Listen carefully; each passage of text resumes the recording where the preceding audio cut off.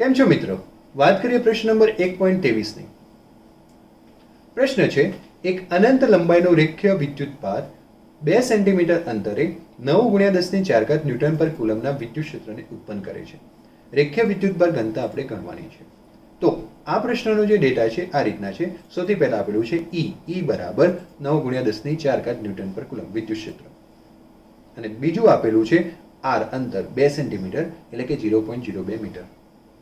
અને આ દાખલાને જે ગણવા માટે તમારે એડિશનલ ડેટા જે જોઈશે એ છે k બરાબર 9 × 10⁹ SI એકમમાં.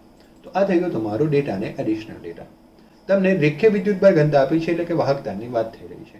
એટલે જવાબમાં પહેલું સ્ટેપ, અનંત લંબાઈના વિદ્યુતભારિત તારથી લંબ અંતરે એટલે કે લંબ R અંતરે આવેલા બિંદુએ વિદ્યુત ક્ષેત્ર શું થાય?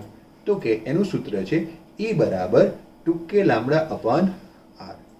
E બરાબર 2k λ/r. આપણે વિદ્યુતભાર ઘનતા શોધવાની છે એટલે કે લાંબડા શોધવાનું છે. તો લાંબડા શું મળે? તો કે ER/2k.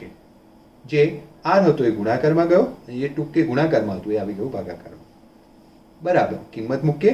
એની કિંમત છે 9 × 10⁴, R ની કિંમત છે 0.02 છેદમાં અગેન 2 અને k ની કિંમત છે 9 × 10⁹.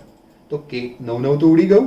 0.02 ભાગ્યા 2 કરશો તો જવાબ શું આવશે? તો કે 0.01 ગુણ્યા 10 ની ઉપર 4 નીચે 9 તો 4 - 9. બરાબર, જવાબ શું થશે? તો કે 0.01 ને 10 ની -2 લખાય ગુણ્યા 10 ની પેલી 4 - 9 એટલે 10 ની કેટલી ઘાત આવી હતી? -5. માટે લાંબડા બરાબર 10 ની -2 અને પેલી -5 -2 -5 સાથે લઈએ તો લાંબડા બરાબર આવશે 10 ની -7. એકમ થશે રેખીય વિદ્યુતભાર ઘનતાનો કુલમ પ્રતિ મીટર. વિદ્યુતભાર છેદમાં લંબાઈ એટલે કુલમ પ્રતિ મીટર. આ થઈ ગઈ તમારી રેખીય વિદ્યુતભાર ઘનતા. તો આ સાથે દાખલો પૂર્ણ થયો.